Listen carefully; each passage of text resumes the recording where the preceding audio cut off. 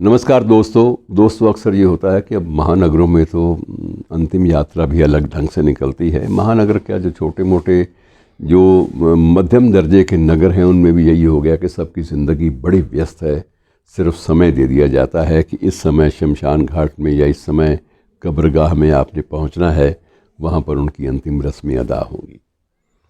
तो ये एक प्रवृत्ति बन गई है और ये एक बुज़ुर्ग आदमी है या युवा है, सब पे लागू एक जैसी होती है। और एक वैन आती है शव को ले जाने वाली, और वैन पर शव को डाल दिया जाता है और वही जो है वो आगे वैन जो है अपनी स्पीड से हॉर्न बजाती हुई, अपनी वो सायरन बजाती हुई वो शमशान घाट तक पहुंच जाती है। वहाँ लोग ऑलरेडी अपनी अपनी गाड़ियों पर, अपने वाहनों पर पहुँचे होते हैं और अंतिम नमस्कार हो जाता है। लेकिन छोटे कस्बों और गांव में परंपराएं अब भी विद्यमान हैं। अगर कोई बुज़ुर्ग व्यक्ति मरता है, किसी का निधन होता है, तो बुज़ुर्ग व्यक्ति के मरने पर वो उसको उत्सव की तरह मनाते हैं आज भी।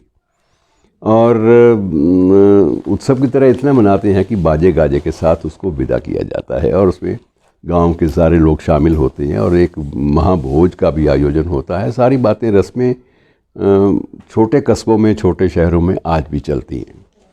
मुझे याद है, इस प्रसंग में आपको एक बात का जिक्र करना चाहूँगा कि हमारे इस समय जो शास्त्रीय संगीत के सबसे समृद्ध व्यक्ति इस समय जो हैं, वो मैं उनकी एक प्रसंग उनका देना चाहूँगा।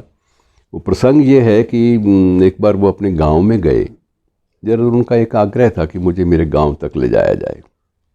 जब भी मैं आसपास आऊँ आप लोगों के, तो मुझे कम से कम मेरी जन्मभूमि, मेरा गांव जो है वो उसके दर्शन ज़रूर करा दिए जाएं।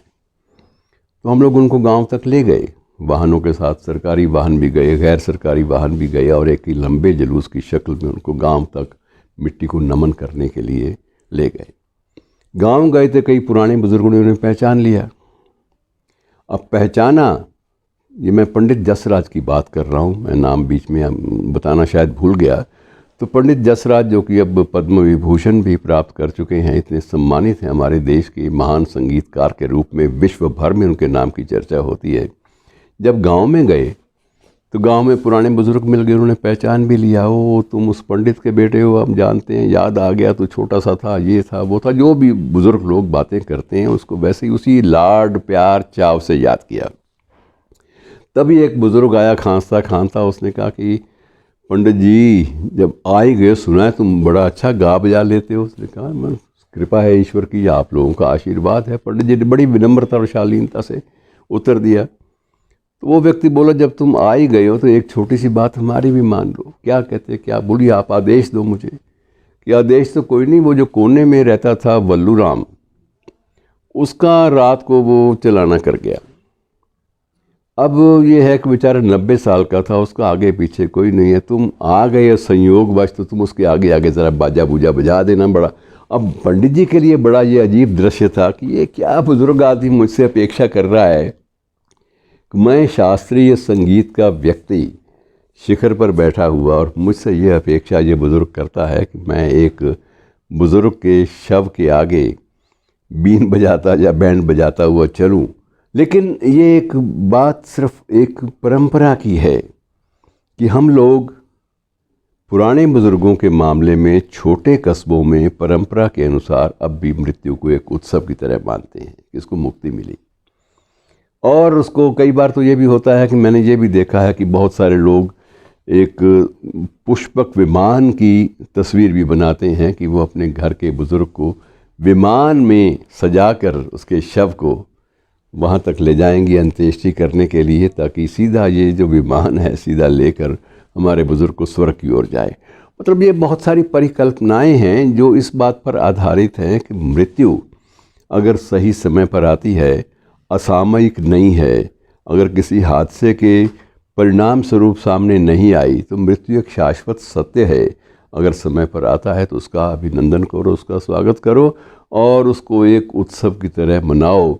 इसका उल्लेख मित्रों सब जगह आपको मिल जाता है, बहुत सारे धर्मों में तो मिल ही जाता है। अब भी सिख धर्म में भी ये कहा जाता है कि तेरा भाणा मीठा लागे, और उसके बाद प्रसाद भी बांटा जाता है। जब अरदास होती है उसके बाद सारी रस्में उसी ढंग से होती हैं। और गांव में जो दूसरे सनातन पंथी हैं या सनातन धर्म के लोग हैं वो महाभोज या सारे गांव को भोज देने की प्रवृत्ति वहाँ भी चलती है। तो एक प्रकार से ये सारी की सारी चीज़ें व्यक्ति के जीवन के साथ बंधी हैं, उस जीवन के साथ जो जैसा भी बीता हो, लेकिन जो मृत्यु है उसके लिए एक उत्सव के रूप में सामने आए। तो ये एक विचित्र सी एक बात है, तथ्य है, जिसको हम लोग अब तक भूल चले थे। सिर्फ याद कराने के लिए, स्मरण कराने के लिए मैं उसको दोबारा नए सिरे से प्रस्तुत कर रहा हूँ। यद्यपि आचार्य रजनीश जैसे चिंतकों ने भी मृत्यु को एक उत्सव की तरह माना है। ओशो ने भी इस बात का आह्वान किया है कि इसको एक उत्सव मानो, तुम्हारे मन में दुख और करुणा जो है और विषाद जो है वो कम होगा। तो मित्रों, ये बहुत सारी ऐसी उद्भावनाएं हैं, परिकल्पनाएं हैं, जिन्हें जीवन में हमें कभी कभी याद कर लेना चाहिए। धन्यवाद।